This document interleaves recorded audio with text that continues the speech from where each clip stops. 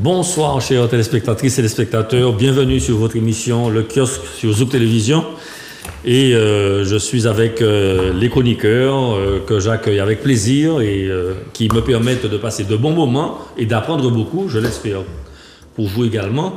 Et donc cette semaine, nous avons un petit programme modifié puisque pour cause de campagne électorale, l'émission étant diffusée vendredi, samedi et dimanche, nous n'allons pas pouvoir débattre de politique comme d'habitude, donc nous allons réorienter nos sujets de débat sur d'autres actualités. Et voilà, donc en vous souhaitant une bonne émission, je vais tout d'abord accueillir Michel Branchy. Michel Branchy, que tout le monde connaît et qu'on ne présente pas. Comment vas-tu, Michel, et ton actualité de la semaine? Eh bien, dans l'ensemble, ça peut aller. Bon, mon actualité de la semaine, c'est malheureusement le décès d'un ami. C'est Jean-Paul Douanel, avec lequel je partageais deux points communs. Le premier point commun, c'est que Jean-Paul Douanel était pratiquant de karaté, malgré, en dépit de toutes ses autres activités à caractère politique et économique. Et le deuxième point que nous partageons, c'est qu'il a passé une partie de sa jeunesse en Afrique, au Mali. Moi, j'ai passé une partie de ma jeunesse au Niger. Bon. Mais en dehors de ça, Jean-Paul Douanel a eu une carrière, tout en étant discrète, extrêmement importante. Il a d'abord été comme chargé de mission au ministère du département d'Outre-mer. Il a été chargé de la communication d'un ministre de Mitterrand de l'Outre-mer qui a marqué d'ailleurs Louis Le Pinsec. Le Pinsec qui a été un peu le faiseur de la décentralisation, hein, après Emmanuel Louis. Ensuite, je cite rapidement, hein, il a été directeur de cabinet du président de la région Guyane, Antoine Karam. À ce titre, d'ailleurs, il a participé un peu à la rédaction la fameuse déclaration de Basse-Terre. Karam, Marie-Jeanne Michaud-Chevry. Bon. Et puis, bon, il a, entre autres choses, il a été directeur de cabinet de Claude Lise, puis chargé de mission dans les différents services du Conseil général, à un moment donné. Bon. Donc voilà, en gros, sa carrière. Et bon, il a terminé malheureusement, enfin bon, c'était son choix. Il a terminé comme secrétaire général d'une organisation patronale qui s'appelle Contact Entreprise. Bon, je dirais simplement que ce n'aurait pas été mon choix. Mais enfin bref. Mais ceci dit, tu permets un souvenir intéressant, lorsque, pour la première fois, le démographe martiniquais Claude Valentin Marie a révélé les perspectives de vieillissement accéléré, d'exode massif de la jeunesse, de baisse de la population en 2006-2007, dans une conférence d'ailleurs qui a été faite à l'INSEE, il était présent. Je me souviens qu'il avait été extrêmement frappé par ces perspectives extrêmement néfastes. Pessimiste. Pour la Martinique. Bon. Et il en avait fait un cheval de bataille important. Voilà. Que toutes les politiques publiques, il disait ça souvent, que les politiques publiques devaient intégrer cette notion-là, et bien entendu, il était parfaitement conscient que les actions qu'on peut faire en matière de démographie, ce ne sont pas des actions qui ont un effet immédiat, mais qui ont des effets à moyen et long terme. Oui, tout à fait. Bon. Ce jour-là, d'ailleurs, Valentin Marie, il n'a pas redit après, hein, bon. Mais Valentin Marie a été très clair que ce qu'on vivait en 2006-2007, c'était les conséquences des années Bumidum de 63 à 70, tout simplement. Très bien. Voilà. Très bien. Donc, voilà. Donc, en tant que karatéka, pour terminer, nous allions visiter assez régulièrement au Mont-de-Vert Francisco, Oui. qui était malheureusement handicapé, puisqu'il était Sous respirateur. Bon. Et il était convaincu du rôle des valeurs des arts martiaux, respect, honneur, courage, volonté, etc.,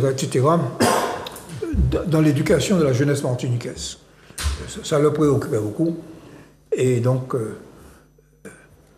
la Ligue de karaté, d'ailleurs, va lui rendre aussi un hommage, en dehors des autres aspects de sa personnalité très riche. Très bien. Voilà. Merci beaucoup pour cet hommage. Ouais. Je ne l'ai pas connu personnellement, mais effectivement, on avait l'habitude de lire C'était un beau ses analyses. Oui, c'était un beau cultivé, quoi. il était, oui, tout à fait.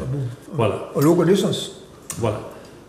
Monsieur Lordino Fred, qui a animé les choses la semaine dernière de manière tonitruante, paraît-il. Non, il paraît que tu étais sage. En tout cas, on est très content de t'avoir cette semaine en tant que chroniqueur. Comment vas-tu et puis quelle est ton actualité de la semaine? Eh bien, bonsoir tout le monde, bonjour si l'on l'a à autres qu'à côté. Je n'ai pas attendu 10 personnes crasées télé, qui a présenté l'émission la semaine passée. Apparemment, ça a bien passé, moi bien content. Et bon, content aussi d'y retrouver Charles et puis les autres chroniqueurs, Marie-Laurence, mon vieux frère, parce que nous on est depuis plus de presque 50 ans, Raphaël Séminaire, nous de l'école, dit ça pour le jeune Mamba, il lycée Chelchet, en 1968. Donc, un homme qui pas tenu, peut-être Charles, pour voter même. On t'a dit 3 ans. 3 ans. Et puis Michel. Alors bon, naturellement, Jean-Paul, c'était un beau gars extraordinaire. C'était. Et Michel Niraison parlait dit, un homme d'une très grande intelligence. Et puis c'est un beau qui vivait bas pays, ça pays à bail. Et dans les collectivités, mais surtout c'était l'économie sociale et solidaire. Il était très actif, très dynamique dans les associations, y compris à contact d'entreprise. Et je me rappelle c'est un bon bagaille parce qu'il était qu'à essayer de vulgariser la culture de l'entreprise. Ça qui manque chez nous, Martinique. L'homme peut-être m'a pensé que faut que yo mettez que yo qu'à garder comment en entreprise qui a fonctionné, comment y a produit richesse et comment y a distribuer. Et Jean-Paul, devant nous, ils ont un lumière. T'as nous envie de en tout cas plus force. Alors actualité peut-être nous qui vu tout à l'heure, on va parler trop long, mais ça qui a passé là, c'était tout dehors en bas de l'eau. On a fait tes bottes en main, mais on m'a dit le tour de Yon n'est pas sécurisé, pas ni budget, il y a attendre. Il y a une forme d'inquiétude. Et il y a des gens qui crient, qui disent, ça a passé, est-ce que ça qui est fait, il peut être fait, est-ce qu'il y a l'argent, pas ni l'argent. Et ça, c'est un vrai sujet, après que, bon, je sais, connaître point de vue, moi, tu es là, mais après qu'il y a un vote qui est fait dans les comptes administratifs là, et puis compte de gestion. Il y a un vote parce que c'est un vote de conformité. Ça, c'est bien technique, mais bon. Nous ne allons pas rentrer dans trop de détails. Mais ça, moi, je dis quand même, c'est qu'il y a une grande mentaison en baboule qu'il va raconter Martiniquais, c'est que tu as mis 230 millions d'euros de dettes que le président Alfred Marijan a quitté. Ça n'est pas vrai. Il n'y a pas qu'à trouver ça dans la pièce compte. Et si ça était vrai, la collectivité a attaqué devant la Chambre régionale des comptes. Donc, pour qui c'est mon nom à continuer à dire ça? Maintenant, un journaliste qui a dit ça, Martinique Première, arrêtez de dire bêtises comme ça, mardi passé. Maintenant, le président de l'Assemblée qui a dit ça, ça n'a pas qu'à exister. Donc, il y a un autre problème. Il y a un autre problème qui arrive. Pour qu'il y ait une inquiétude là, moun BTP qui allé, les barins pêcheurs qui allé, les accueillants qui allé, tout le monde a présenté. Et pourtant, pour virer à les affaires là, il y a un des plus grands mapipi yol nouni qui c'est Félix Leril, il conseiller exécutif. Et malgré ça, nous en manifestation annuelle, nous pas sûrs qu'il est fait. Donc, tout à l'heure, en les temps de parole, moi, je l'ai dit, là, 2 mots en ça, pour dire que faut que lever inquiétude et nous savons ça qui a passé. Surtout que faut pas dire ces mots non, pas ni l'argent. Là, regardez ces comptes-là. Au 31 décembre 2023, la CTM tenait 72 millions d'euros en les comptes. Et tout le monde peut vérifier tout ça, mon gars. Trésorerie. Trésorerie, on l'a compté. Oui, on l'a compté, c'est-à-dire. Oui, non. Allez bien. C'est pas pareil. Il tenait 72 millions d'euros en les comptes là au trésor. C'est considéré qu'on y compte beaucoup. On y compte beaucoup. Il a fini par l'argent, on va toucher l'argent. Oui, mais on est facture. Trésorier, mais on pas trop chaud. On est facture IDF cabinet. Ou trop chaud. Écoutez. Bon. Donc, moi, qui te parler. Donc, et en plus, immobiliser environ 101 millions d'euros, d'après ça, mon cas, ouais. Et pourtant, 105 millions d'euros. Immobiliser 105 millions d'euros. Il fait la banque avancer 105 millions d'euros. Mais là, nous avons regardé compte là, nous avons vu qu'il y avait 19 millions d'euros à mobiliser. Donc, là, on a fait 72 plus 19, ça a fait 91. Donc, il te permettait 91 millions d'euros en économie. Et là, on a le même compte de gestion, Magali, quand il était doué 191 millions d'euros de dettes fournisseurs, Magali, au moins, il y a un bagage qui n'a pas aller. Donc, et ça, il faut nous qu'il y ait peut-être un débat, échanger, pour dire les Martiniquais qui ça qui a passé parce que le peuple n'a pas comprendre. Donc, voilà pour la première partie actualité, c'est qui ça qui a passé en disant collectivité. Alors, merci pour tes propos. Raphaël, je vais te poser une question indirecte parce que lui, je ne veux pas qu'il soit jugé parti. Y a-t-il possibilité qu'on trouve des factures qui n'apparaissent pas dans des factures qui arrivent, mais qui ne sont pas ordonnancées? Y a-t-il possibilité que les factures soient adressées à la CTM alors qu'elles n'apparaissent pas dans les documents d'engagement? Mais c'est tout à fait possible. Et voilà. Ça arrive dans de nombreuses collectivités. Et voilà. C'est ce qu'on dit, les factures ont été mises sous le coude. Donc ça veut dire qu'elles ne sont pas traitées, parfois pas de manière malicieuse, mais c'est tout simplement parce qu'il y a des procédures dans les collectivités qui font qu'il faut certifier le service fait. Si personne n'a certifié, la facture n'arrive pas à la comptabilité de telle sorte qu'elle soit traitée par les services compétents. Je te remercie. Donc voilà, c'est... Sauf que depuis 2020, facture par rapport à la main. On va déposer en l'air. Attends. Ce n'était pas toi. Je vais te donner la parole, mais c'était Raphaël qui parlait. On va répondre à Raphaël. Sauf que depuis 2020, on va rapporter tes papiers. Tu as une cyberattaque en 2023. Il y a au moins des entreprises à rapporter papiers. On va déposer papier en plateforme électronique. Donc, si facture arrive en les plateformes là, il y a un dit dans bout des machines. Donc, si après on a dit que le système là, il n'y a pas de contrôle système là, quand ça peut arriver pendant 3 mois, pendant cyberattaque, les factures là. Et à partir du moment où on facture, il faut qu'on dise percepteur qu'il intègre. Donc si vous voyez et pour ne pas mettre en compte là, c'est qu'il n'y a pas qu'à exister. Parce que facture pour pas être dans le code de gestion. 2 exemples, mon cher ami. 2 exemples. Ouais. Le fonds d'appui aux politiques d'insertion de 2017, on l'a découvert en 2024. Le fonds d'appui aux politiques d'insertion. Combien de millions d'euros? Je crois que c'était 4. L'aide à l'amélioration de l'habitat, 2 millions, pareil. Donc ça remontait. Ça a fait 6 sur 230. Non, mais ce que je veux te dire par là, c'est que ce sont les 2 exemples que j'ai là. Mais nous liste là. Mais je n'ai pas toute la liste. Parce que je n'ai pas fait ce travail-là dans la mesure où je suis aujourd'hui animateur. Mais c'était pour simplement dire que à partir de 2020, avant 2020, il y a eu des... Et si jamais... Et je donne la parole à Raphaël, je suis désolé de t'avoir interrompu, mais enfin, c'est pas moi qui t'ai interrompu, mais si jamais il y avait les documents, parce qu'il y a eu un courrier qui a été fait au Premier ministre, il y a un courrier qui a été fait à la Chambre générale des comptes, à la Cour des comptes, par Serge Chimi, Il y a des courriers qui ont été adressés. Attends. Et si jamais, ça avait été dénoncé, tu sais très bien que la CTM a été placée sous tutelle et donc il n'y avait pas eu possibilité de faire différemment. Ce que je dis là, je ne vends pas de secret parce qu'il l'a dit lui-même Mais il y a en un séance plénière. audit là qui fait par la Chambre régionale des comptes Paradisa. Il l'a dit lui-même en séance plénière. Mais si les factures n'apparaissent pas. Alors Raphaël, je te donne la parole et puis on va revenir dessus. Vas-y. Oui, non, mais je comprends Fred lorsqu'il dit, bon, facture là arrive en plateforme, etc., et que c'est impossible. C'est impossible qu'on ne monte pas way, etc. Mais je te répète, Fred, et nous avons une discussion ici, c'est que pour que la facture soit traitée, il y a toute une procédure qui peut être relativement longue de vérification. Déjà, premièrement, quand je parle de service fait, il faut absolument que le service qui a émis le bon de commande, qui a reçu la fourniture, pour parler effectivement des factures de fournisseurs, qui a reçu la fourniture, il faut que ce service puisse dire effectivement j'ai reçu la fourniture en question, je l'ai reçue, donc je signe, je suis directeur général adjoint par exemple, je signe pour dire que nous avons effectivement reçu ce produit que nous avions commandé par bonne commande par exemple. Et à partir de ce moment-là, la facture glisse, même si c'est sur une plateforme, mais tout va la dématérialiser, c'est certain.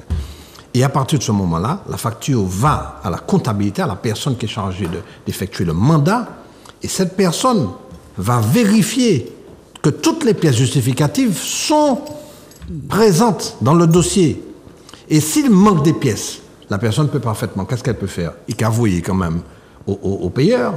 Le payeur va regarder, va dire, il manque tel justificatif, il peut envoyer un service collectivité. Et ça fait, effectivement, nous allons parler d'ailleurs tout à l'heure de délai de paiement, ça rallonge le délai de paiement. Donc c'est pour ça qu'il faut sécuriser toute la chaîne non seulement de la dépense, mais de l'élaboration, enfin de la fabrication du mandat. C'est ça. Non, mais non, attends, nous ne pas de tout ça. Attends, il y a un point qui concerne cet élément-là, nous ne pas parler de ça tout à l'heure. Mais ça, les deux, c'est qu'effectivement, il y a des factures qui peuvent échapper à la vigilance pour différentes raisons. 230 millions d'euros de factures? Tout dépend de ce qu'il y a dedans. Tout dépend de ce qu'il y a dedans. Et si c'est bonne commande là alors? Tu as par exemple des loyers. Tu as des loyers, tu as des toutes sortes de choses. Moi, je ne vais pas, très sincèrement, je ne vais pas condamner la CTM pour ça. Parce que je estimé qu'elle a suffisamment difficile comme ça. Moi, je vis ça à Fort-de-France. Je peux te dire qu'il y a un effort considérable qui est fait pour essayer de payer les entreprises, dans les délais réglementaires. Et c'est pas si simple que ça. C'est compliqué parfois.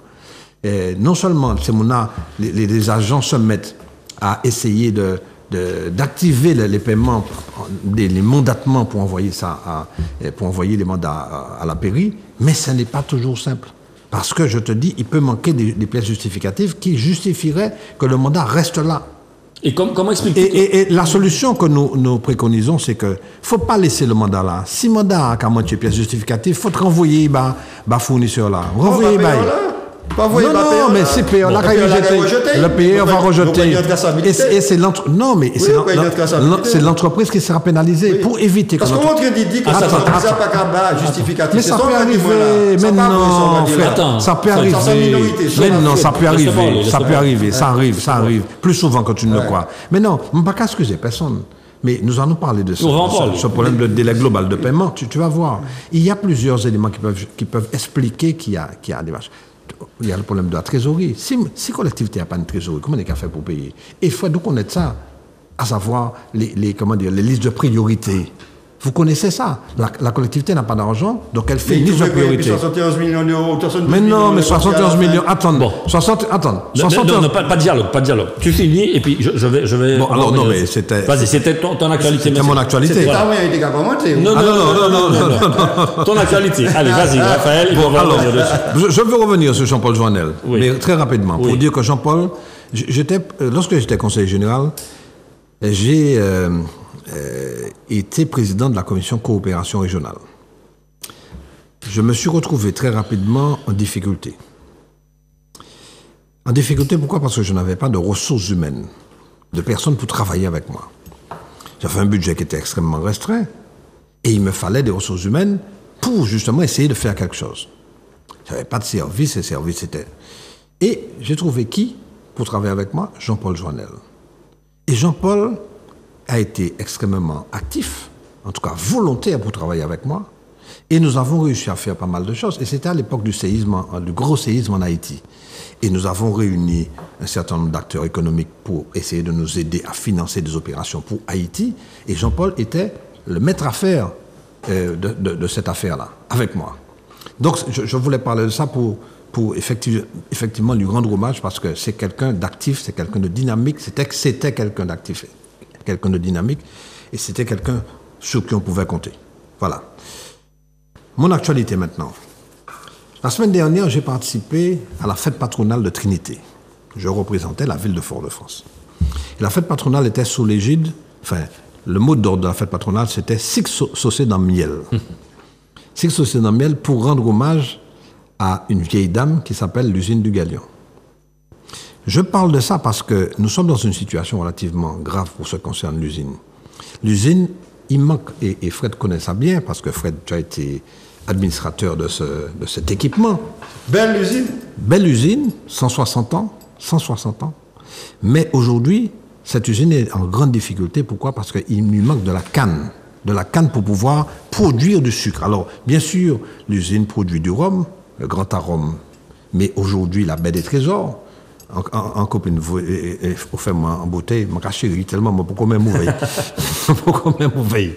Et donc, il leur manque 30 000 tonnes de canne pour pouvoir satisfaire le besoin en sucre des Martiniquais. Ça veut dire que il n'y a qu'à importer sucre venant de Barbade, notamment, et parfois de la Réunion.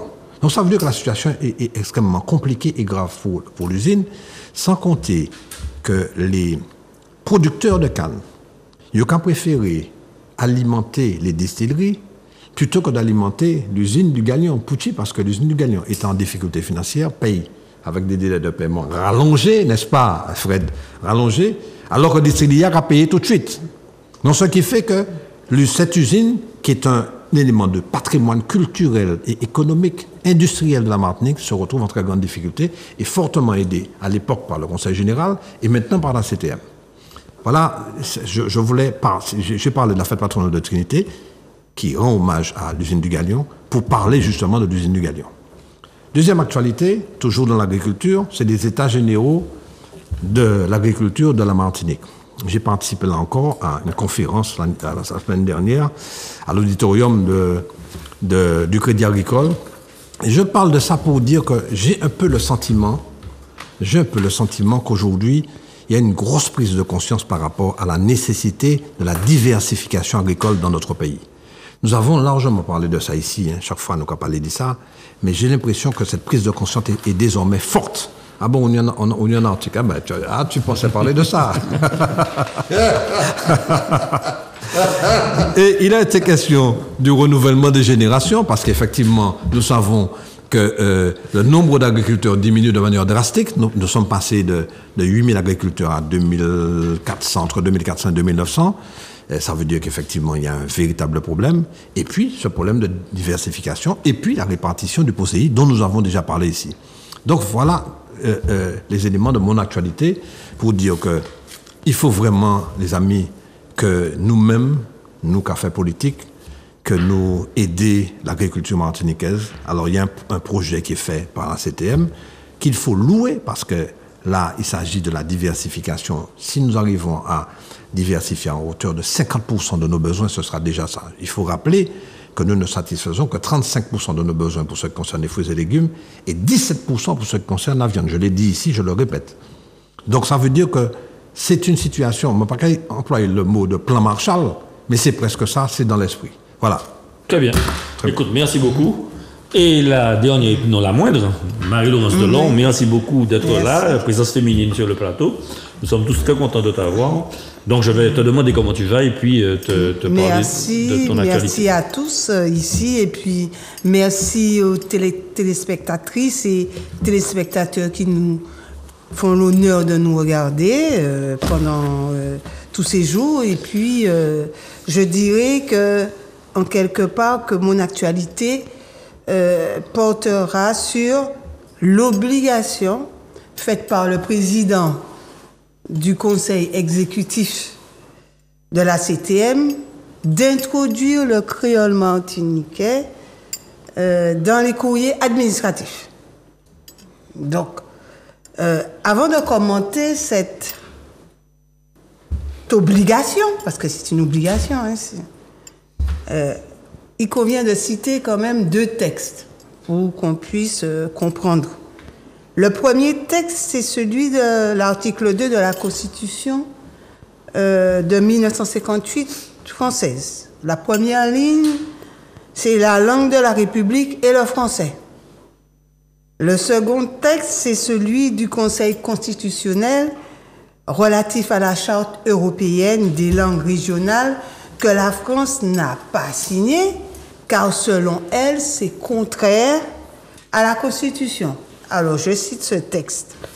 L'usage du français s'impose aux personnes morales de droit public et aux personnes de droit privé dans l'exercice d'une mission de service public, que les particuliers ne peuvent se prévaloir dans leurs relations avec les administrations et les services publics d'un droit à l'usage d'une langue autre que le français, ni être contraint à un tel usage, que l'article 2 de la Constitution n'interdit pas l'utilisation de traductions, que son application ne doit pas conduire à méconnaître l'importance que revêt en matière d'enseignement, de recherche et de communication audiovisuelle la liberté d'expression et de communication.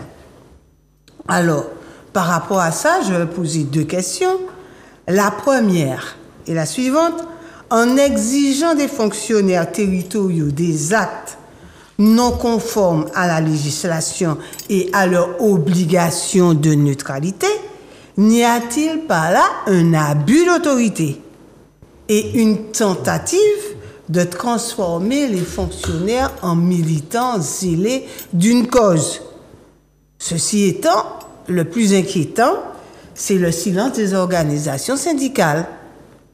La deuxième observation, n'y a-t-il pas une forme de provocation envers le préfet et les autres membres du gouvernement, ministre, président de la République française, à intégrer dans un courrier des phrases et des expressions en créole?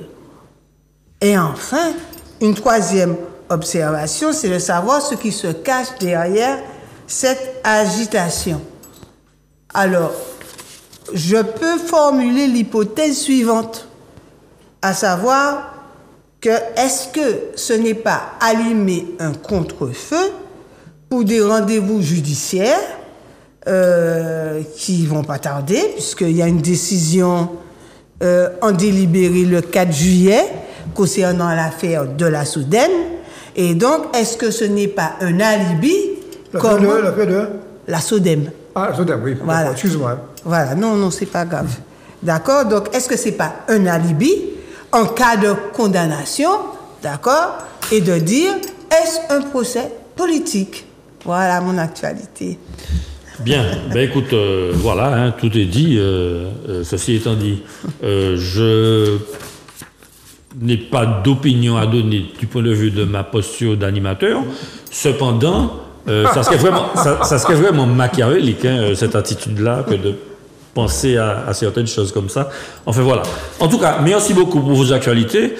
Personnellement, je me permets une petite actualité. J'étais hier à une conférence, c'était celle d'un projet mené par Déméter et Justin, le professeur Justin Daniel, qui m'a invité à une petite réunion avec des chercheurs du BEGM d'Orléans avec le BEGM de la Martinique sur la possibilité de traiter l'empoisonnement de la chlordécone, l'empoisonnement du sol et de la chlordécone par la culture de certaines plantes, notamment fourragères, et puis aussi par l'entremise d'adjonction de poudre de fer dans la terre pour provoquer des réactions chimiques. Enfin, c'était vraiment très intéressant. Il s'agissait de vouloir casser la molécule de la chlordécone, qui, une fois cassée, est beaucoup plus facilement éliminée. Oui, éliminée, retirée. Voilà. Donc, c'était vraiment très intéressant. C'est dommage qu'il n'y avait pas beaucoup de monde. Mais je vais tâcher de faire une petite synthèse et puis vous la faire parvenir. Et c'est une initiative qui était vraiment très intéressante. Ce sont des chercheurs qui sont venus, ils étaient 2 ou 3, ils sont venus de France pour présenter leurs travaux et c'était vraiment intéressant à suivre. Voilà. Alors, concernant le premier sujet, puisque le sujet c'était les retards de paiement des entreprises, tu voyais que sur Zouk Télévision, l'animateur que je suis n'esquive absolument aucun thème soumis, c'est ainsi que je conçois de faire la politique.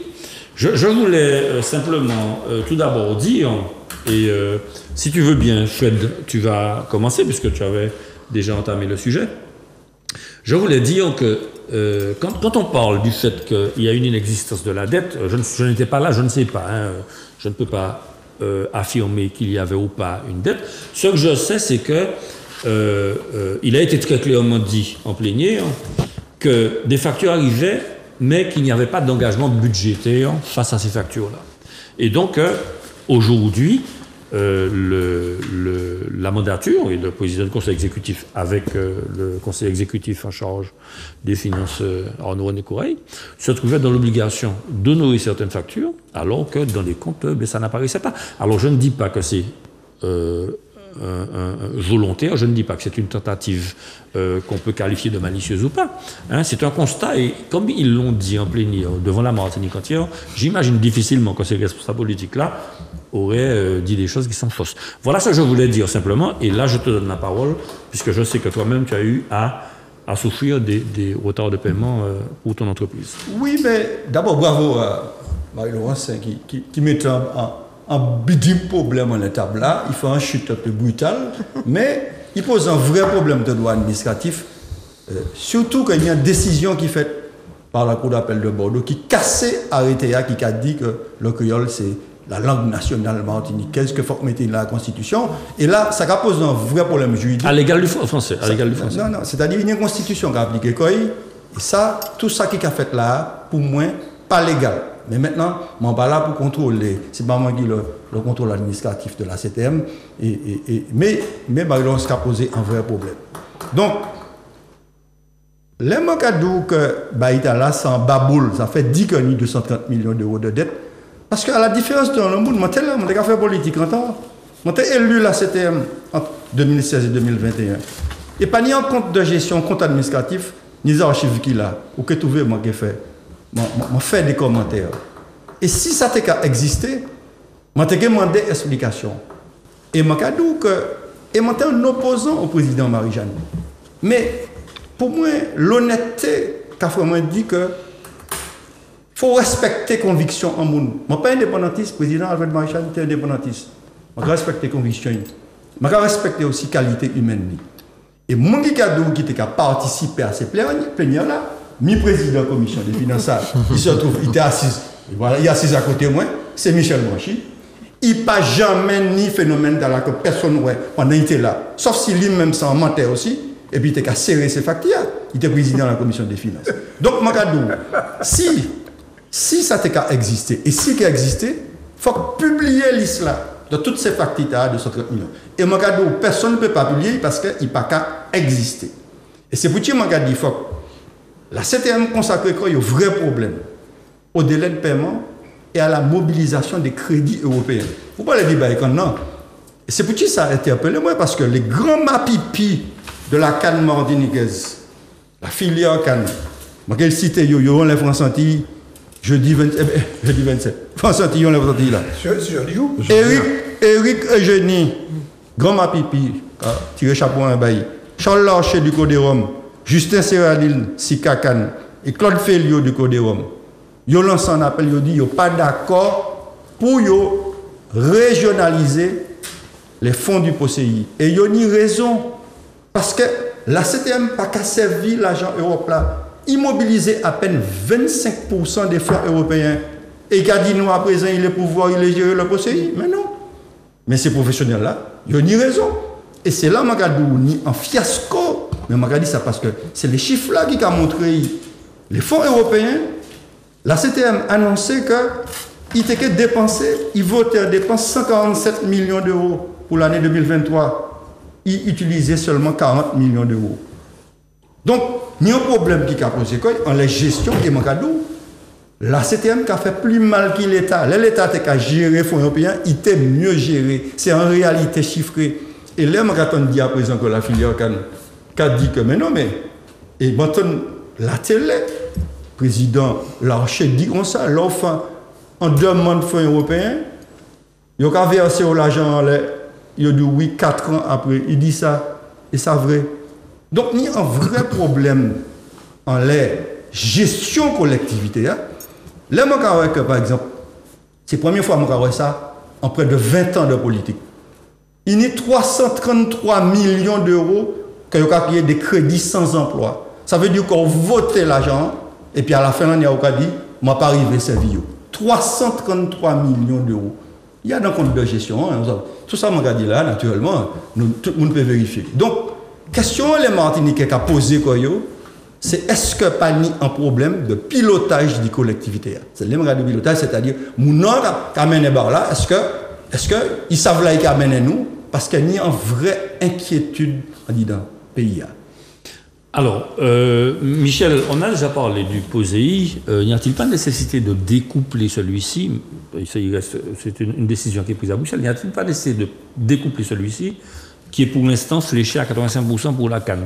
Que faire des autres agricultures, enfin, pour la banane. Pour la banane, pardon, pour la banane. Moi, pour une fois, je vais défendre un petit peu le point de vue de ce que tu as appelé les mapipis de la canne à sucre. Le problème, c'est pas d'enlever des fonds à la canne et à la banane pour le donner aux maraîchers, à la diversification. Le problème, c'est d'augmenter le POSEI. Le POSEI, c'est à peu près 120 millions, 125 millions. Bon, c'est rien. C'est rien. Bon, là-dessus, tu as à peu près 105 millions qui vont à la banane et à la canne à sucre et au rhum. Bon.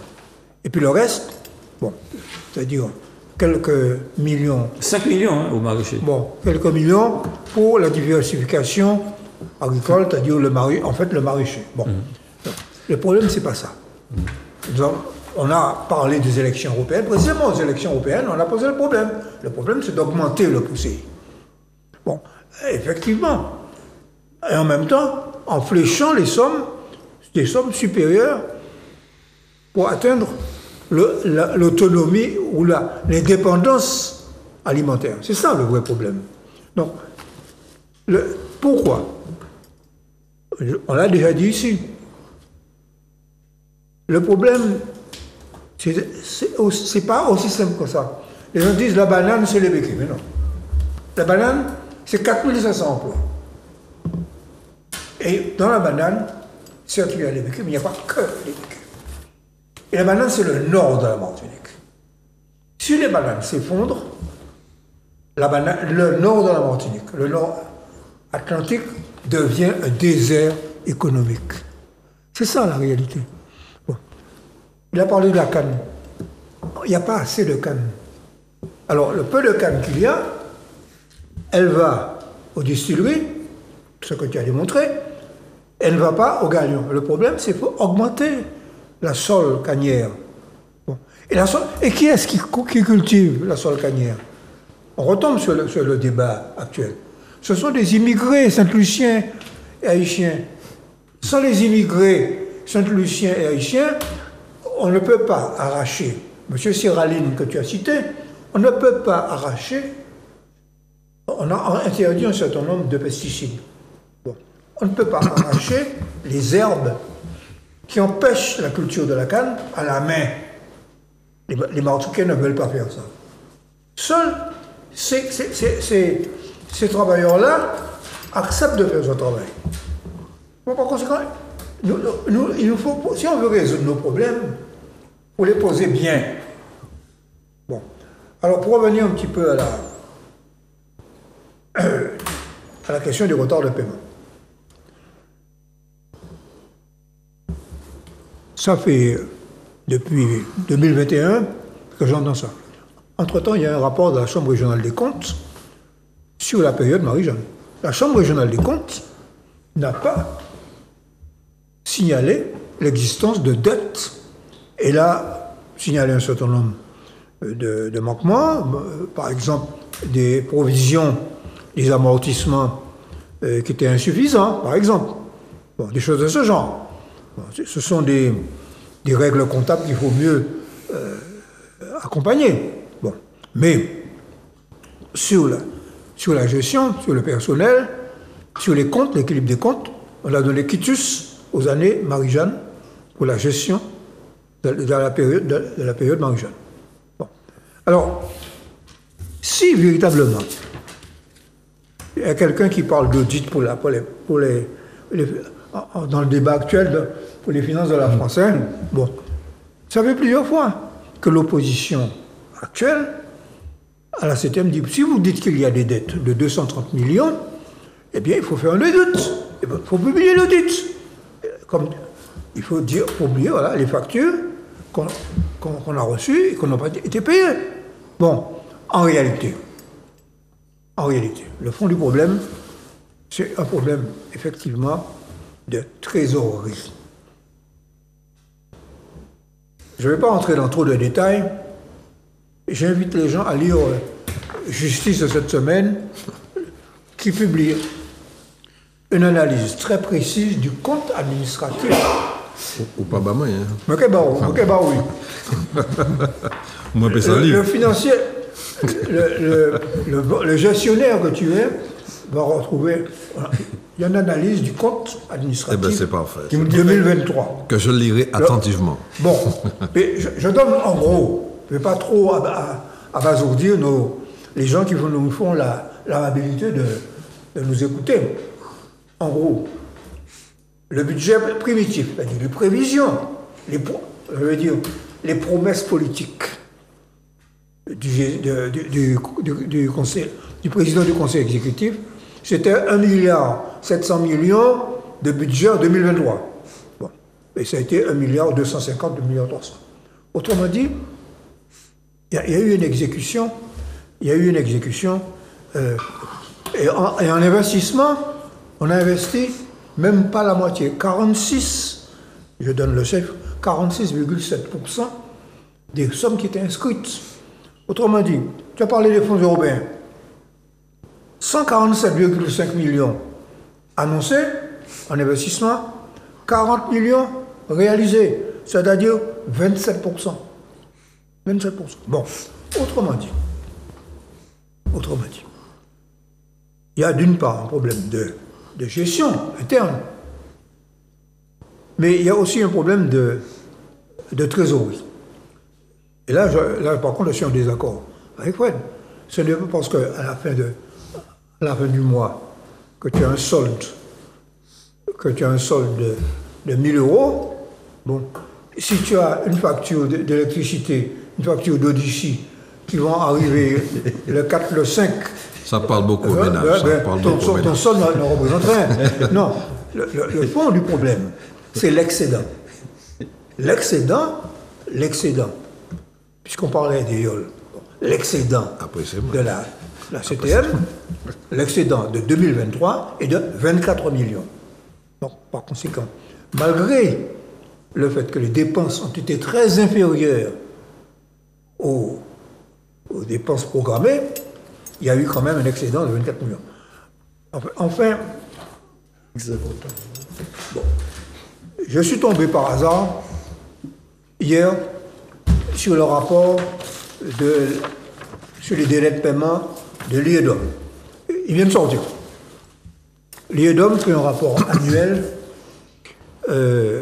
sur l'outre-mer sur l'ensemble des délais de paiement. Alors, tout bien, les délais de paiement entre entreprises, c'est la DGCC qui s'occupe de contrôler ça. Bien. Et les délais de paiement de l'État, les délais de paiement du secteur public, c'est-à-dire les collectivités uniques Guyane et Martinique, les EPCI, et puis tu as aussi les établissements publics financiers, dont on parle beaucoup en ce moment. Alors, je vais vous lire un extrait. Hein. Ok, un extrait. Bon.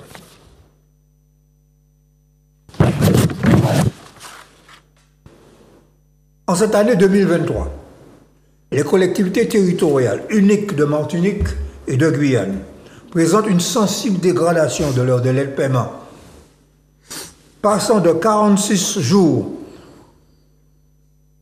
3 en 2022 à 57 jours, 1 en 2023, soit une hausse significative de 23,3%.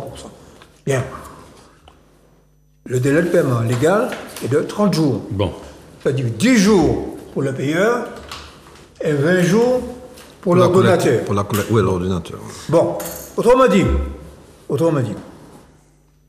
cette situation, elle résulte probablement d'une sous-dotation. C'est ce dont nous sommes plaints quand nous sommes arrivés à la CTM. Sous-dotation de... Une sous-dotation de la CTM. Alors, il y a la gestion.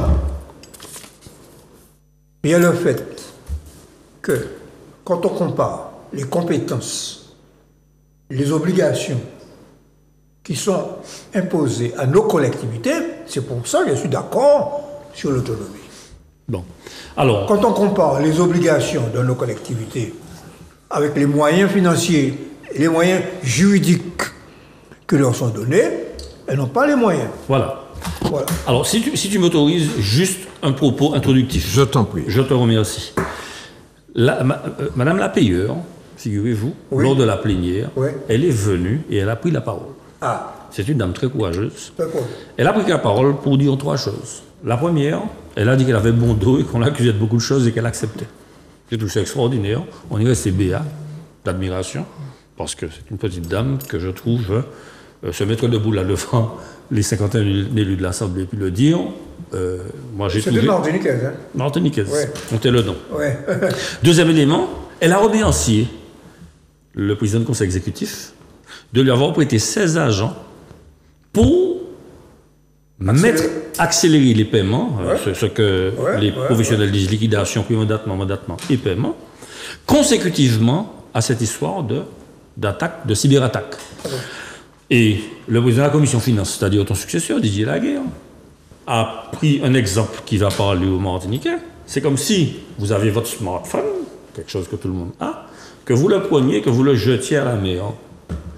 Et que tout de suite après, il fallait continuer à gérer les affaires courantes, les affaires quotidiennes, c'est-à-dire répondre à votre famille, répondre aux exigences professionnelles, aux exigences administratives, enfin faire comme si tout tombait sous le sens. Et enfin, troisième élément, bien évidemment que concernant les virements, enfin en tout cas les sommes fléchées, l'APA, les salaires, les 12 EPA, la PCH, etc., il y avait bien évidemment une facilité à continuer à accompagner ces administrations-là et ces personnes-là, tout simplement parce que ça ne variait pas de trop. Par contre, quand il s'agissait de payer les entreprises, ce que tu expliquais, Raphaël, tout à l'heure, il fallait vérifier l'avancée des chantiers, il fallait faire une réception des chantiers, il fallait effectivement vérifier à quel niveau d'engagement financier on était pour solder le chantier, il fallait vérifier l'état d'avancée du chantier pour payer les retenues de garantie, etc. Tout ça pour dire que ce n'est pas aussi simple et que quand on parle de pilotage, enfin, on a quand même 4500 salariés, il y a 1500 salariés dans les satellites, et donc je veux bien entendre que le président du conseil exécutif a des responsabilités, mais est-ce qu'on doit tout lui mettre sur le dos? Maintenant, je te donne la parole. Parfait, je te remercie. Alors, comme on a dévié sur le POSEI, moi je souhaite dire quelques mots, mais sans m'apesantir trop, parce qu'évidemment, le thème que nous traitons là maintenant, c'est les retards de paiement. Concernant le POSEI, 85% du POSEI vont à la banane, nous le savons. Oui. Le comité interministériel des Outre-mer qui s'est réuni en juillet de l'année dernière, 2023, et c'est là que je te rejoins, Michel, a décidé d'alimenter par un surplus de crédit l'agriculture martiniquaise, parce qu'il faut rappeler que le POSEI... 15 millions. Voilà, 15 millions. Que le POSEI, c'est un fonds qui est abondé à la fois par l'Europe, mais également par l'État français. Ce sont les deux entités qui financent, qui alimentent le POSEI. Alors, je me permets, programme d'options spécifiques d'éloignement et d'insularité. Exactement, exactement. Et donc, 15 millions, 15 millions répartis de la manière suivante, à savoir 10 millions pour la diversification, c'est-à-dire le maraîchage, comme tu disais tout à l'heure, fruits et légumes, et puis 5 millions pour la banane. Nous sommes d'accord, toi et moi. 5 millions pour la banane, ça fait 15 millions.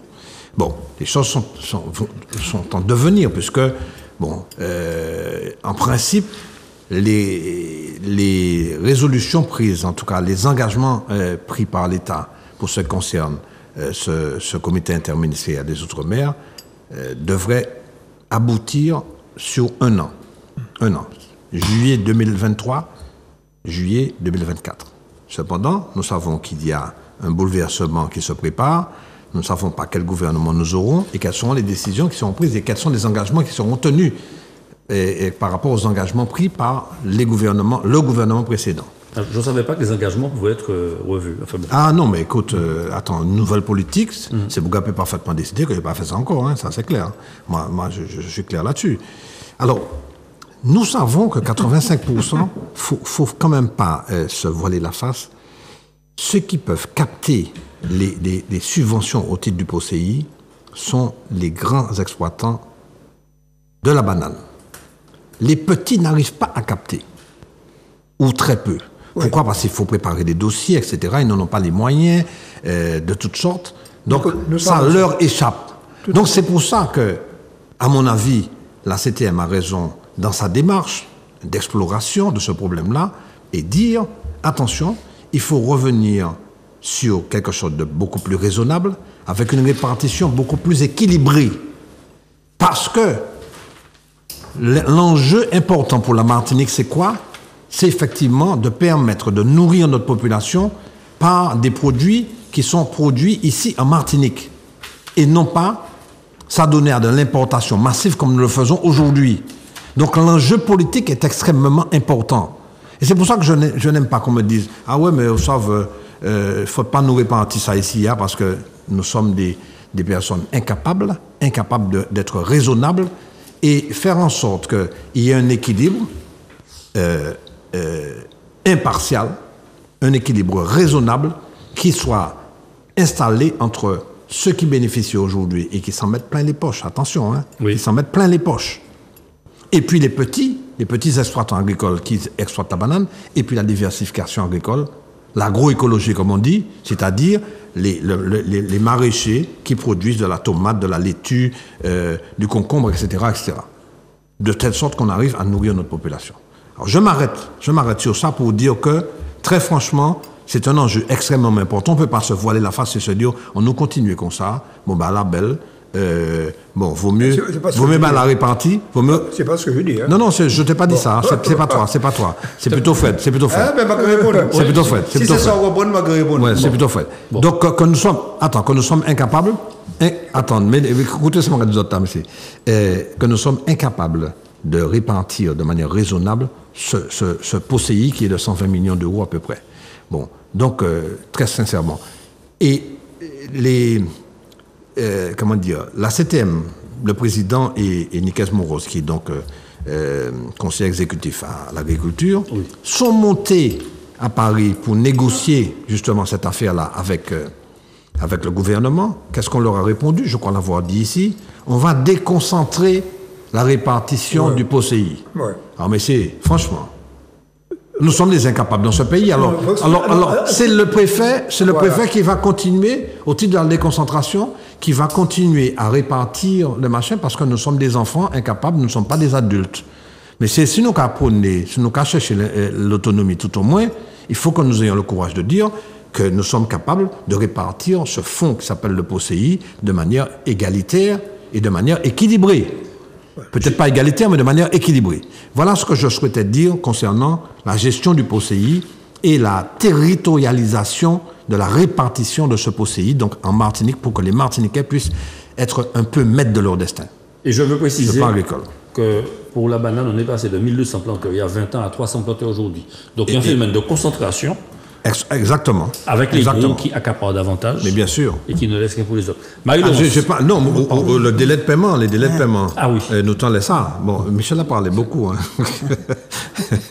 Alors, on donne la parole à Marie-Laurence et puis mais je reviens sur les délais de paiement Oui, parce que d'accord. je veux dire des choses très précises, et notamment à mon ami Fred. Oui, tu vas revenir dessus. Marie-Laurence, délai de paiement. Hein, Oui, après on va revenir. délai de paiement. Oui. Alors, le retard de paiement, c'est pas quelque chose de nouveau. J'ai bien entendu tout ce que nos chroniqueurs disent, sous-dotation, pas de trésorerie. Pourquoi pas? C'est l'une des raisons. Mais moi, je pense que ce ne sont pas seulement ces raisons-là. Ce ne sont pas seulement ces raisons-là. Et à mon sens, une raison très importante, c'est le parti pris de l'exécutif de la CTM. Quand on a une CTM, on a une vision du pays. D'accord? Donc, le parti pris aujourd'hui de l'exécutif et de sa majorité, c'est de mettre tout sur l'identitaire. C'est ce qu'il privilégie depuis 2 ans. Je peux donner le créole, le drapeau, l'hymne, d'accord? Ils sont par conséquent déconnectés des urgences du quotidien. Autrement dit, de tout ce qui permet au peuple martiniquais et à toutes ses composantes de vivre de façon harmonieuse. Et particulièrement, puisqu'il s'agit d'entreprises martiniquaises, que ces entreprises puissent faire vivre des familles martiniquaises. Et donc, ce que je dis a même été théorisé par le président de l'exécutif lors d'un entretien en mars 2024, où je le cite, il disait « Le quotidien des Martiniquais ne va pas changer si on ne change pas les textes. Autrement dit, il faudrait faire la révolution, changer la Constitution, attendre l'autonomie pour soulager le quotidien des Martiniquais et les difficultés des entreprises qui souffrent d'un manque de trésorerie. » Autrement dit, cela signifie que pour les classes moyennes, qui, selon l'analyse qu'ils font, qui seront à l'abri du besoin, l'essentiel, c'est de se sentir martiniquais et de secouer cette identité martiniquaise comme quelque chose qui a à voir avec une connivence ethnique pour nous donner une illusion du bien commun. Or, aujourd'hui, justement, il y a à préciser que il y a des choses qui sont fondamentales, à savoir la question de l'eau, qui n'a pas été réglée, et on sait bien comment ça a été réglé. Il a fallu que le préfet puisse dire stop, arrêtons de jouer comme des enfants, d'accord? Et tout le monde a trouvé l'eau et a trouvé à organiser. Je trouve ça quand même lamentable. Et donc, bon nombre d'entreprises souffrent de ces choix qui sont assumés par cette majorité. Or, quand on me dit qu'il n'y a pas de trésorerie, ça veut dire qu'on cultive l'impuissance du politique. Non, on ne peut pas, vous savez, on fait tout ce qu'on peut, mais on ne peut pas. On ne peut pas pour l'eau, on ne peut pas réduire les délais de paiement pour arriver au moins à maintenir 40 jours. Enfin, on manque de moyens, on manque de personnel. Et donc, par conséquent, pourquoi les gens iraient voter pour qui que ce soit et faire des choix? Donc, on affaiblit notre sens du collectif, puisque de toutes les façons, ceux qui sont en charge n'ont pas les moyens, puisque c'est ce qu'on entend, on n'a pas les moyens, et pourtant, il y a des partis pris, il y a des choix qui ont été faits, et qui n'ont pas été discutés par qui que ce soit, sinon que par une majorité. Voilà, merci. Merci beaucoup. Alors, je lui donne la parole et puis ensuite c'est toi. Concernant les délais de paiement... Oui, mais je suis sur les délais de paiement. Parce que, mais je veux dire quand même à Marie-Laurence, Oui. bon, faut pas présenter les choses comme ça de manière aussi manichéenne, quoi. Très, très sincèrement, non, là... Bon, on fait de la politique, certes, mais bon, il y a des fois où il faut être un peu raisonnable quand on décrit les choses. Dire du conseil exécutif et de son président qu'il ne s'occupe pas du quotidien des Martiniquais, bon, c'est quand même un peu, aller un peu fort de café, c'est un peu fort de café. Bon, parce que quand même, il est élu pour protéger les Martiniquais, les Martiniquais et Martiniquaises, bon, pour les aider dans leur quotidien, pour faire face à leurs besoins. Quant à ce qui concerne l'eau, ça fait un moment que nous parlons de l'autorité unique de gestion de l'eau. Il y a un certain nombre de problèmes qui se posent. Aujourd'hui, on sait très bien qu'il faut un agrément pour mettre en place cette autorité unique de l'eau, ce qui permettrait un tarif unique de l'eau et un tarif social de l'eau, etc., etc. Le président du conseil exécutif a décidé de mettre 15 millions pour intervenir sur le réseau d'alimentation en eau. Il n'a pas la compétence. Il n'a pas la compétence, ce sont les EPCI qui ont la compétence. Non, je pense qu'il ne faut pas exagérer quand même. Il ne faut pas exagérer. Alors, concernant les délais. Bon, alors, les délais de paiement. J'ai un chiffre qui date de 2015. 2015, ces retards de délais de paiement ont coûté 16 milliards d'euros aux PME, petites et moyennes entreprises. En France. En France, de manière générale. Ça veut dire qu'effectivement, ces retards de paiement créent un problème de compétitivité et de rentabilité pour les entreprises. Nous sommes d'accord là-dessus, Fred. Ce sont des constats que nous partageons. Et en plus, ce que je veux dire, c'est qu'il y a 3 problèmes qui se posent. Je l'ai évoqué tout à l'heure en disant qu'il y a le problème de l'organisation interne, et je vais revenir dessus. L'organisation interne, c'est-à-dire si on n'est pas bien organisé, on n'arrive pas à prendre en charge les factures qui arrivent pour les mandater, pour les envoyer à la pairie. Il faut rappeler aux téléspectateurs et téléspectatrices que une fois que la facture arrive dans la collectivité a 30 jours, c'est réglementaire, 30 jours pour payer cette facture. Sauf que c'est 20 jours pour la collectivité et 10 jours pour la pairie, c'est-à-dire ce qu'on appelle la perception, etc. En tout cas, le comptable public, le maire ou le président de la collectivité et l'ordonnateur. J'essaie de faire un peu de pédagogie. Oui. Ce qu'on appelle l'ordonnateur. Il y a une séparation entre l'ordonnateur et le comptable. Enfin, nous savons tout ça ici sur le plateau, mais je parle aux téléspectateurs et téléspectatrices. Ça veut dire que cette séparation permet justement d'avoir un œil sur la régularité de cette procédure, parce qu'il y a des contrôles qui sont faits à chaque étape de gestion dans la chaîne de paiement, si vous préférez, de ces dépenses-là.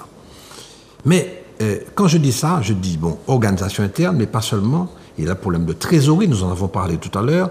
Si la collectivité n'a pas de trésorerie, si elle n'a pas de trésorerie, elle ne peut pas payer. Il faut rappeler que la CTM, c'est 1 milliard 200, 300 millions d'euros, ça dépend des années, et qu'il y a 900 millions d'euros qui sont incompressibles. Qui sont fléchés. Fléchés. L'action sociale, les salaires. Je rappelle que la collectivité territoriale, c'est 4500 agents. Il faut pouvoir les payer chaque mois. Donc 900 millions sur 1 milliard 300, 200, 300, 400 millions d'euros. Ça veut dire que ce qui reste, c'est très peu. Surtout pour l'investissement. Je peux préciser 66 millions de remboursement annuel. D'emprunt avec 22,7 tout compris, c'est-à-dire intérêt et capital. Et 22,7 millions d'intérêts annuels. Bon. Donc déjà là, ça obère la capacité d'agir de la collectivité territoriale. Voilà. Donc la collectivité territoriale peut avoir, et elle a, des problèmes de trésorerie. C'est quasiment certain. Le troisième élément, c'est la production de justificatifs. J'en ai parlé tout à l'heure, Fred conteste en me disant « Ah non, mais la réalité, c'est bien celle-là. » Souvent, il manque des justificatifs. Souvent. Le service comptable est obligé de rappeler l'entreprise pour lui dire « Il vous manque telle pièce, il vous manque telle pièce. » Et si, par hasard, il voyait la pairie, c'est-à-dire chez le comptable public, le comptable va renvoyer le mandat en lui disant « Il manque des pièces justificatives, reprenez. » Donc, le conseil que nous donnons au service, pas regarder ça en bas coup de autres, mais c'est une image, Fred. C'est pas parce que c'est en papier, hein. Ben là, dans les plateformes-là, mais si mon là, comment dire, pas qu'à, comme il y a une difficulté, il n'y a là, il n'y a pas qu'à traiter, le conseil que nous donnons, c'est de renvoyer la facture au fournisseur en question, de telle sorte que le délai de paiement ne soit pas comptabilisé, ce délai de paiement-là ne soit pas comptabilisé. Tout à fait. Je terminerai. Je terminerai. Les intérêts moratoires sont normalement obligatoires. Qu'il y a du retard, le payeur, c'est-à-dire le comptable public, doit appliquer les intérêts moratoires. Je ne pense pas qu'il a failli, mais normalement, il peut faillir. La dernière chose... S'il y a de la trésorerie. Alors, la dernière... On revient sur... Le serpent se mord la queue. Dernier élément, Raphaël. La dernière chose que je veux vous dire, pour parler simplement de la collectivité territoriale de Martinique, la CTM, c'est que la CTM s'est associée à la DRFIP, c'est-à-dire la Direction des finances publiques, pour mettre en place un service facturier. Tout à fait. Le service facturier, c'est quoi? Je vais aller vite, je ne vais pas entrer dans les détails. C'est la mutualisation des moyens pour pouvoir faire en sorte qu'on traite, que la chaîne de paiement soit fluidifiée. Et tu disais tout à l'heure, Charles, que la CTM a mis à disposition du comptable, la DRFIP, 19 agents. C'est bien ça, tu as dit 19 16 agents pour précisément traiter les factures le plus rapidement possible. Ça veut dire, Marie-Laure... Payé par la CTM. Bien sûr, payé par la CTM, bien entendu. C'est du personnel mis à disposition. Donc, mis à disposition. Il y a qu'à payer, la CTM qu'à payer. Tu vas me dire, sur fond FSE.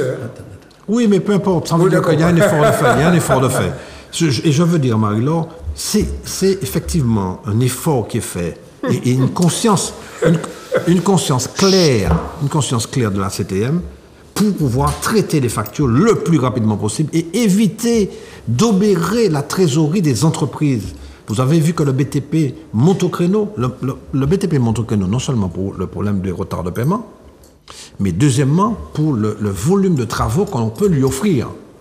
De telle sorte que le carnet de commandes des entreprises de BTP soit mieux rempli parce qu'on sait l'importance de la commande publique dans notre pays. La commande publique domine tout.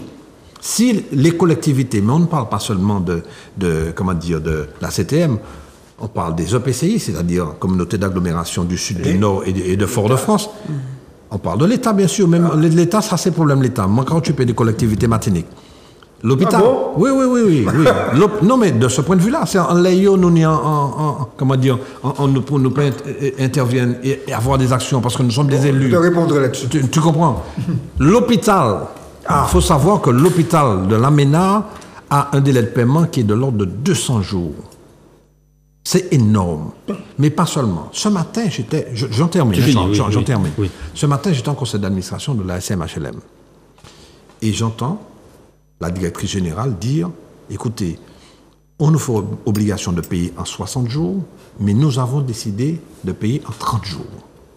J'ai applaudi, j'ai pris la parole, j'ai félicité les dirigeants de la SMHLM en disant, vous aidez nos entreprises martiniquaises en faisant ça, en payant en 30 jours et non pas en 60 jours, qui est le délai réglementaire qui leur est imposé. Donc tout ça pour dire qu'il y a aussi les bailleurs sociaux qui interviennent de manière importante dans l'aide, même pas l'aide, mais l'accompagnement de nos entreprises pour éviter qu'elles ne se retrouvent en faillite. Très bien. Voilà. Donc je m'arrête là. Et bon. Je donne la parole à Fred. Au même temps, bon, c'est super. Parce que, autant moi d'accord, et puis. Tu as 4 minutes 30. Autant moi d'accord, et puis à faire, montant pour CIA, environ 121 millions d'euros. C'est ça, je dis ce moment-là, c'est acheter Fransanti jeudi 27, il y a un très bon article. Ça dit jeudi. On laisse le PCI, on laisse ça. Donc, la banane, on laisse 121 millions, c'est 92 millions environ. Ça n'a pas fait 85, ça a fait 76%. Donc, il y a une petite différence. La diversification, c'est 23,8 millions d'euros. Oui.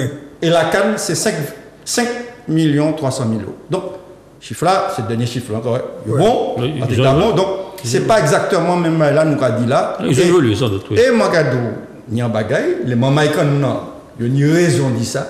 Il dit que la CTM n'a pas qu'à servir l'argent, le Fonds européen pour le développement régional, le FEADER, Fonds européen agricole pour le développement régional. Il a à peine servi l'argent en dans le budget, nous avons faiblesse utilisation de ces fonds européens, donc il est craintif.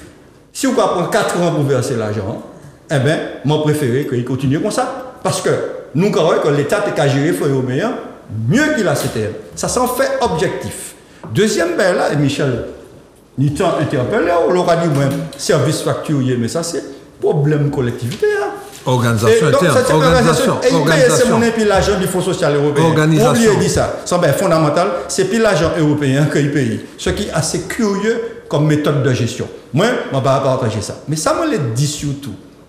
Ces collègues entrepreneurs, parce que moi-même, je dis dans mon bain là, je vais vivre. Le Raphaël Séminaire qui a dit que nous avons un factice sans justificatif, ça n'a pas vrai. C'est pas ce que je dis.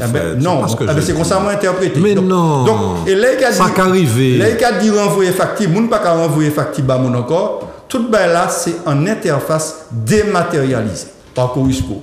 C'est là normalement où pour correspondre et puis collectivité a tout ben là qui a passé par ordinateur. Donc, on pas une pièce facture à envoyer ou à pas envoyer. Interface là, on y a écran devant, on va aller regarder et on regarde qui situation facture. Question qui est la CTM, c'est que l'interface là pas mise à jour, il pas qu'à fonctionner et tout le monde peut vérifier. Donc, ça qu'il y a fait alors qu'il est, c'est faire service facturier. Oui, ok, ça bon, mais mettez l'interface là à jour. Dis entreprise là à quel niveau. S'il manque un papier, dis qu'il manque un papier en l'interface là. Nous ni les bons logiciels et nous ni surtout des bons professionnels, des bons fonctionnaires. Oui, ni bon ingénieur, ni bon financier la CTM. Question, c'est faut arriver, faire c'est mon nom, produit. Là, on a dit, mais collectivité, il ne peut pas payer dans les délais. Mais entreprise, là, il m'a dans la banque avancée l'argent, BPI France, c'est près de 10%. Là, Michel Kadou, que la collectivité n'a pas payé intérêt moratoire, c'est la loi, c'est obligatoire, pas ni amendé. Ça veut dire qu'il faut voter en dans le budget, en ligne pour les intérêts moratoires. Question, c'est pour qui il n'y a pas qu'à faire. C'est la loi, et je espère. Le moment où BTPA, il y aurait fait 5 groupes de travail après un accord qui signait puis la CTM. Bon, ouais, ça, toujours dans France Antilles. Je espère, il y aurait fait réunion tous les 2 mois. Et il y aurait mis des tableaux. Il ne faut pas rien qui parle. Il faut battre tableau. Hein. Combien de mandats on fait? Combien de temps on prend pour payer ces mandats? Et à côté, on va mettre en colonne pour dire, même entreprise là, tant d'intérêts moratoires. Donc, c'est en question de gestion. Enfin, je vais terminer. Je vais taquiner au Raphaël, puisque la technique, ça vaut. Vous ne pouvez pas dire que c'était même pas fait à rien.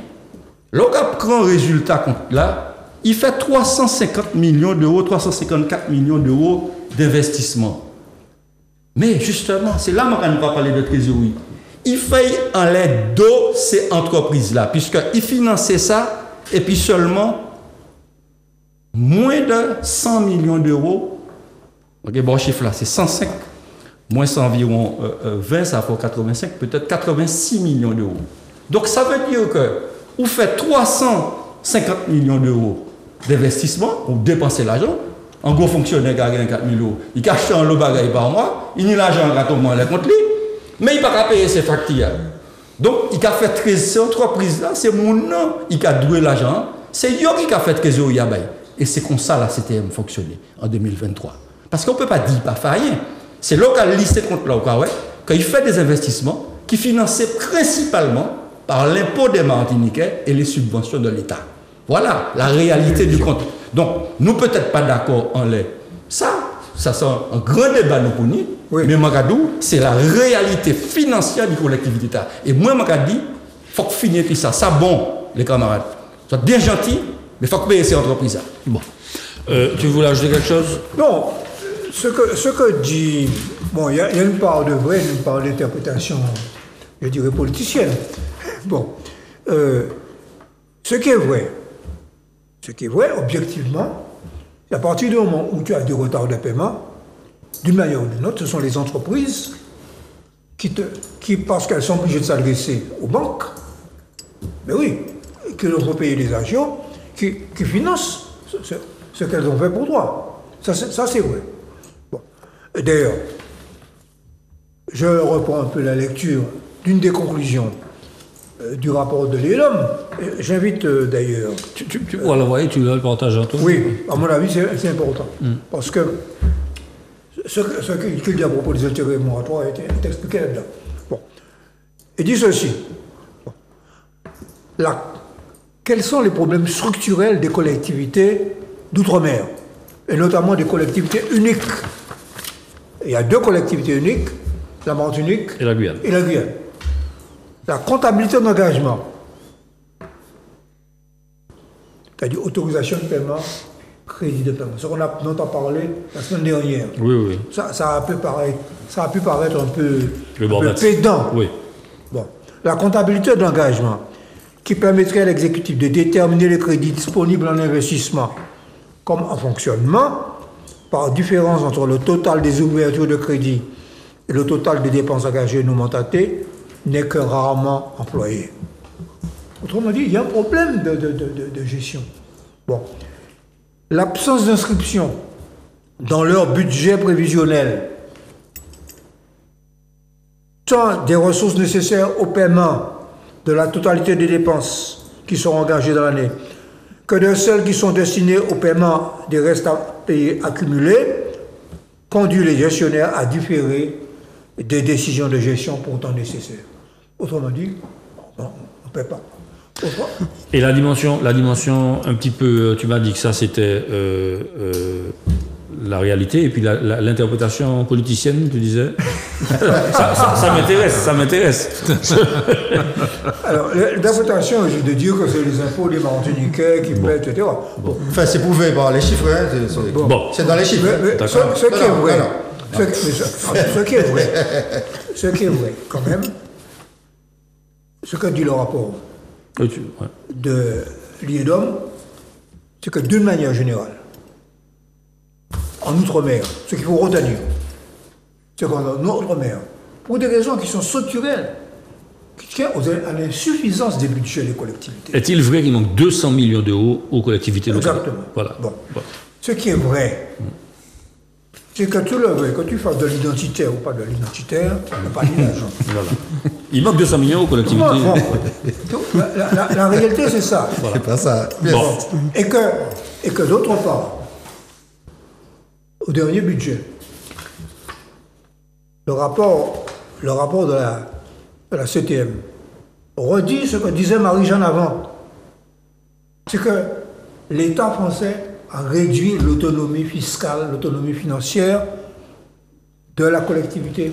Et c'est pas fini, parce que tu perds ton On a pouvoir fiscal. remplacé L'octroi de des mer. impôts sur lesquels nous avons la main pour fixer les taux Ouais. par de la TVA qui est décidée par l'État français. Autrement dit, c'est le budget de l'État qui intervient. Michel, Bon. compte de résultat. Compte de résultat de la CTM au 31 décembre 2023. Tout à fait. Mi document PO là, à la page 11. Oui, Compte de résultat. je l'ai lu. Impôts et taxes. C'est-à-dire, c'est ça, il recevrait impôts et taxes. En 2023, il recevrait 701 446 000 euros. Dont TVA. Attends, en 2023, il y a 714 millions d'euros. Donc, l'impôt a augmenté en les Martiniquais. Il tenait 701 millions, il a augmenté. On peut parler des chiffres. Mais attends. Bon, Pourquoi mais dire en que tout le cas, chiffre là non, pas Oui, mais voyant? c'est pas par l'augmentation des taux, c'est par l'augmentation. Peu importe taux ou pas taux, il paye plus. Nous payons plus l'impôt. Oui, bien sûr. Alors on peut dire, mais tout ça, on les même c'est ça chiffre là. Sauf si on a dit, tout à l'heure on parlait du PO là, on a dit, mais quand il n'y a pas bon. Or, vous-même, vous votez en conformité du compte de gestion, puisqu'on dit deux votes. Vous votez conformité du compte de gestion. Alors, Et du compte de Là, gestion. c'est peut-être un peu technique pour les autres. Là, on pour a un les petit peu autres. technique. Ouais, pour les Donc, il nous téléspectateurs. reste un quart d'heure. Hein. En tout cas, on a bien débattu dessus. Oui, alors- Il fallait pas qu'on fasse. Nous avons un deuxième point, c'est la Kanaki, ouais. Ce que je voudrais dire quand même, pour que nos téléspectateurs n'aient pas le sentiment que les a emmenés dans des débats techniques pour les Oui, tromper. oui, les mais tromper. pas pour les tromper, mais enfin, finalement, il faut qu'ils comprennent, quoi. Bon, Et c'est trop le technique, fait est- à mon avis, ouais. Le fait est, c'est que quand même, nous avons un problème de retard de paiement qui tient à part des facteurs généraux et des facteurs de la gestion de la collectivité elle-même. Voilà. Autrement dit, Ah non, mais moi, j'ai donné trois problèmes. Bon. J'ai trésorerie, organisation interne et puis production de justificatifs. autrement dit, Expérience faite, hein. autrement dit, moi, je suis en accord avec la résolution. Moi, je me bats contre le pouvoir central qui a tendance à serrer la vis aux collectivités locales. Et de ce point de vue-là, je suis d'accord avec le Tchimi. Il faut se battre contre le pouvoir central. Et là où je ne suis pas d'accord avec lui, pour se battre et là je suis d'accord avec Marie-Jeanne, pour savoir que le pouvoir central, il faut gérer mieux nos collectivités, parce que nous devons donner l'exemple. Voilà. Alors, ça c'était le premier thème. Deuxième thème, s'il vous plaît.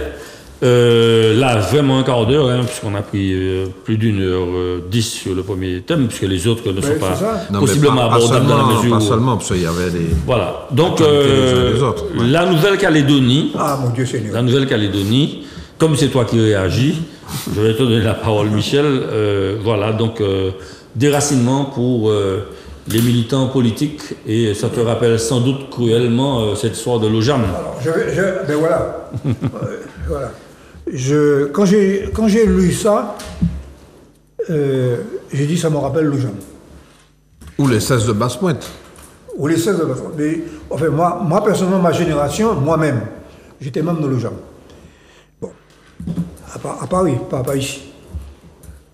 J'ai dit, le gouvernement est en train de rééditer ce qu'il a fait au moment de l'OJAM. Autrement dit, pour décapiter le mouvement anticolonialiste en Kanaki, bon, indépendantistes, etc. Alors, je ne rentre pas dans les détails. Il y a le FLNKS, et puis il y a le CCAT, bon, et il y a Tin, qui est le dirigeant de cet organisme.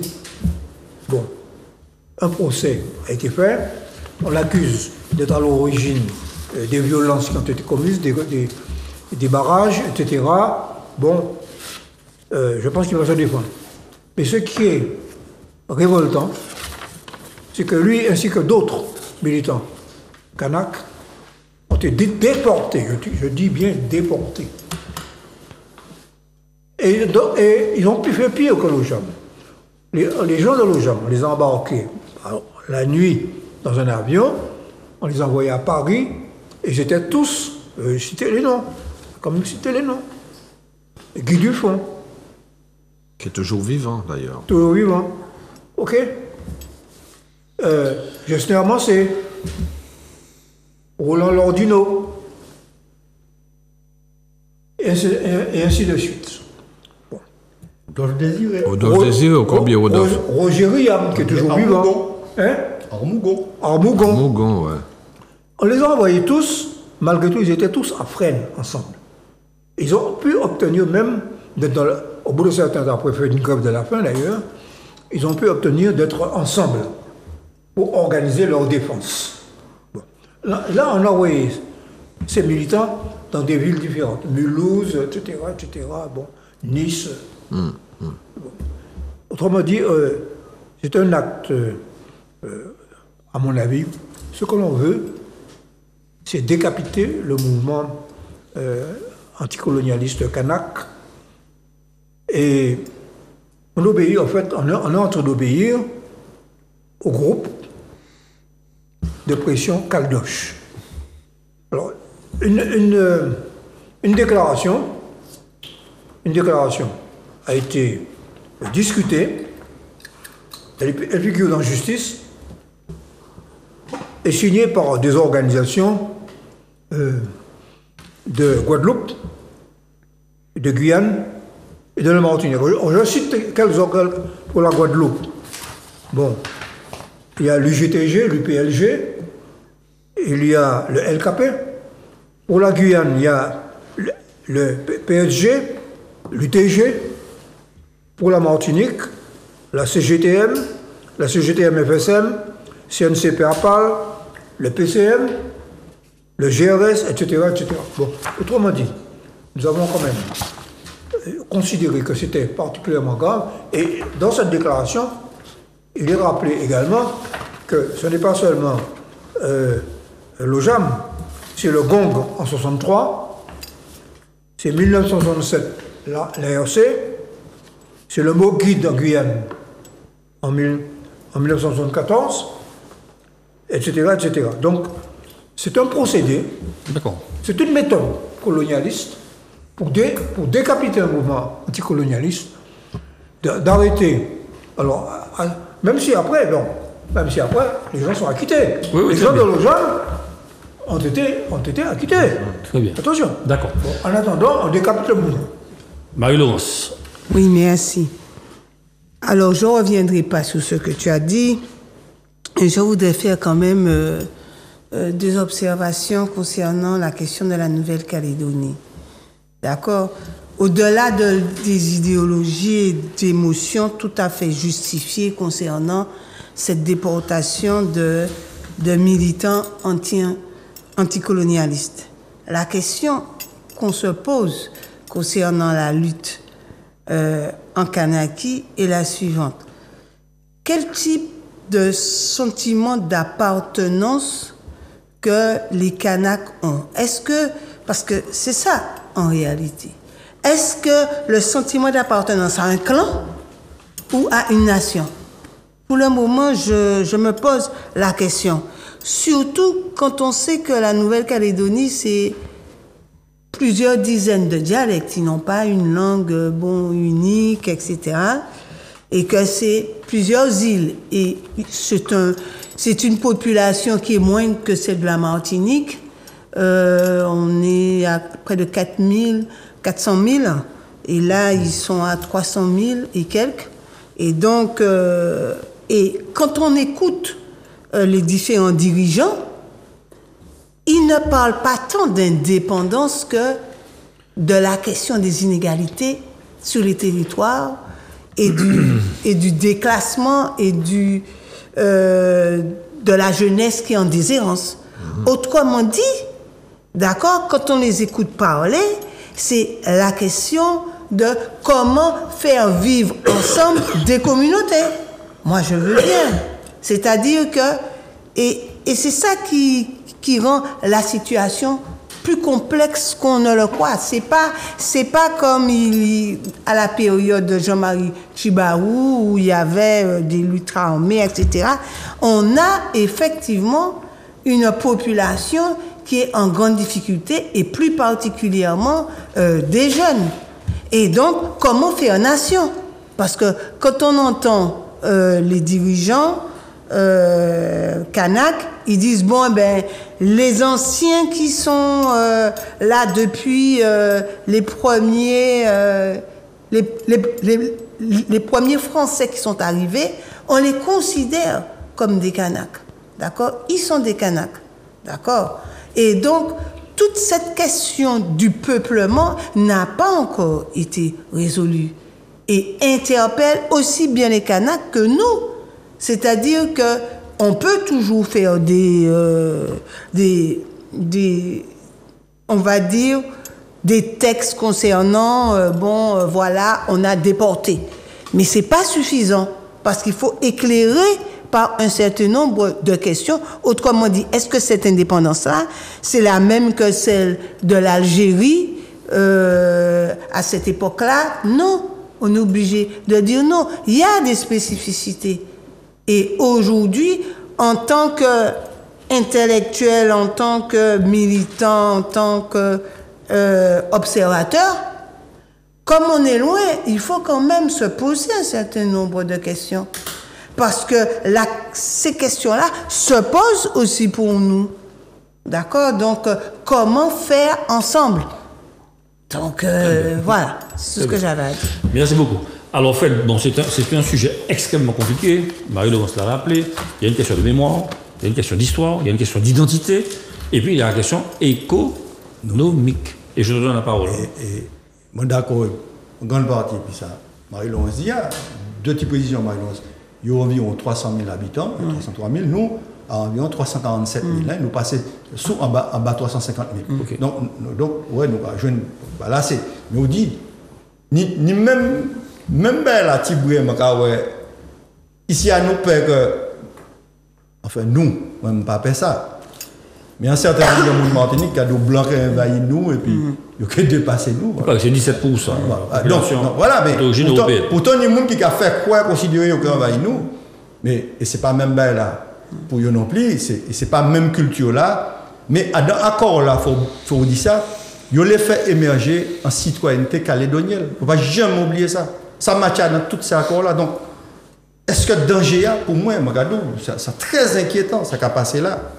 Parce qu'il y a une division dans le mouvement indépendantiste là, entre l'Union calédonienne Et puis, la partie la plus radicale, M. Bichou, M. Christian Tin, qui s'en bouquidou qu'en 2025, il faut que la Nouvelle-Calédonie indépendante, par quels que soient les moyens.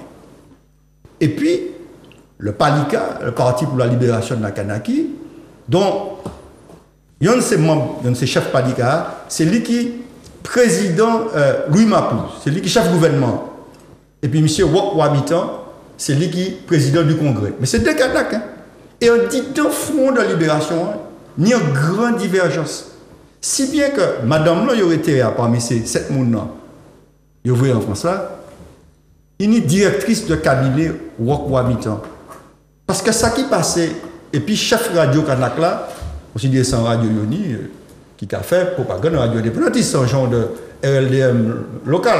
Bon, mais bien qu'il radio il fait ça, bon, il a fait une émission, il faut que mon gars participe, il m'a pas dit ça. Oui, c'est un bon bagage. Il faut que Martinique ait échangé par radio et puis par télé. Bon, et ces gens-là, ils ont en vrai l'intention de mener la Nouvelle-Calédonie à l'indépendance par tous les moyens en 2025.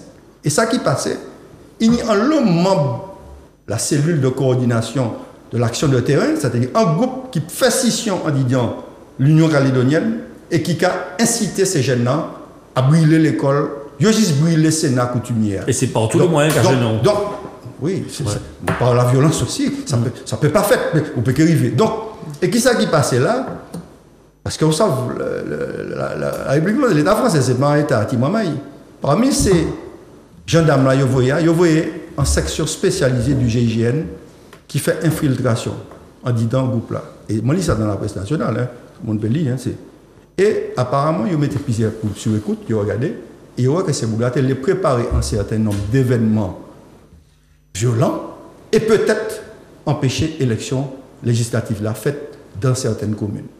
Ce qui fait que l'État agit par anticipation et puis la justice, il dit, eh bien, je vais séparer. Parce que je vais séparer les autres, je vais tirer tête ces groupes-là, et puis nous verrons qui ça qui a évolué. Et il y a un bagage aussi qui a fait, c'est que Louis Mapou, qui est membre du PALICA, il y a des menaces qui a faites par des mouvements Kanak, des jeunes Kanak, en l'air, monsieur même, et il est obligé d'augmenter protection en certain nombre d'élus calédoniens.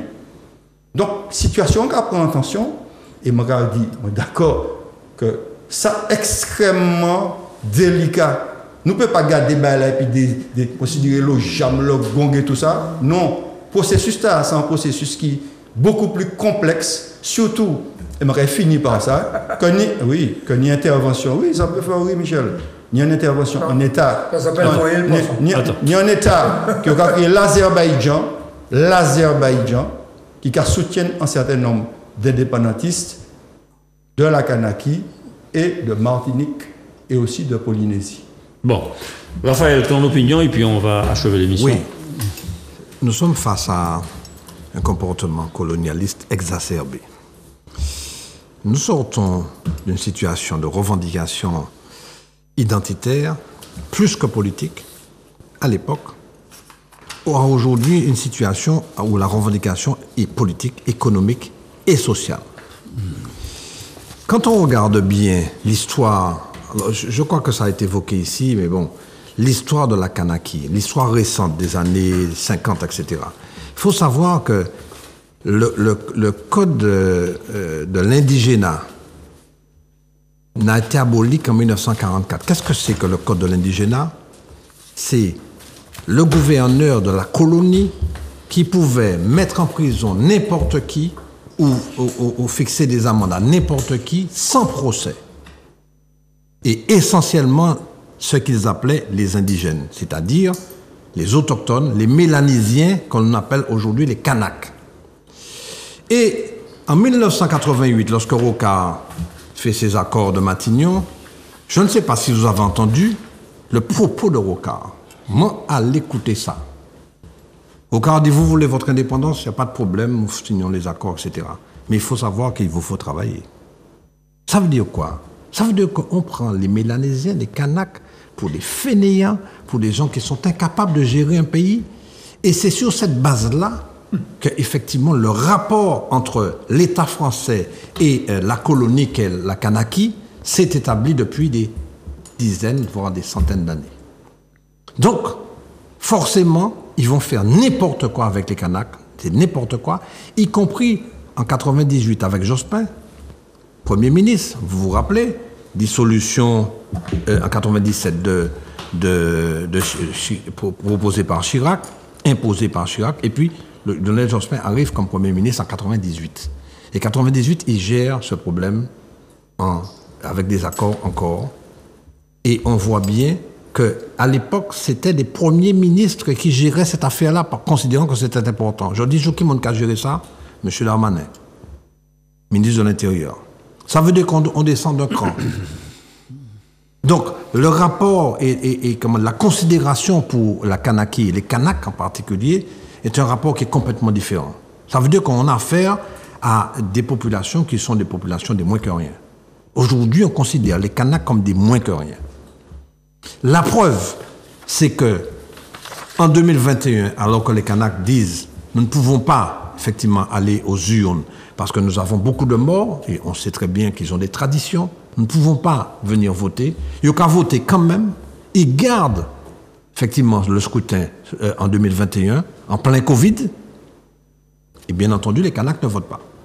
Ça montre la considération. Et on considère, le gouvernement français considère que non, le résultat est bon, puisque de toute façon nous avons organisé des élections. Les Kanaks ne sont pas venus, mais ça c'est leur problème. L'ONU non plus ne conteste pas le résultat du scrutin. Mais bien sûr. L'ONU ne conteste pas le résultat des 3 référendums. Ben, tu vois, c'est montrer la considération que l'État français a pour la Kanaki et les Kanaks. Donc je ne dirai pas plus que ça, puisque le temps est parti épuisé, mais ce qu'il faut savoir que nous soutenons les Kanaks dans leur combat, parce que leur combat, c'est notre combat. Voilà. Très bien. Ben écoutez, voilà, c'est ainsi que s'achève notre émission.